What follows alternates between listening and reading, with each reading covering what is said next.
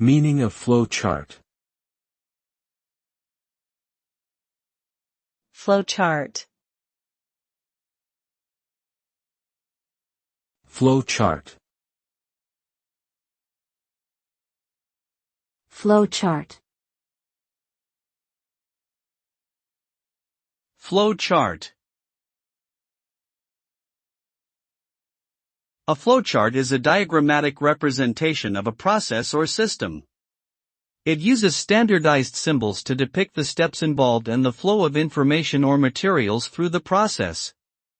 By breaking down complex processes into sequential steps, flowcharts enable users to visualize the entire process, identify potential bottlenecks or inefficiencies, and make improvements. Flowcharts are widely used in various fields such as business, engineering, healthcare, and education to simplify complex systems and communicate ideas effectively.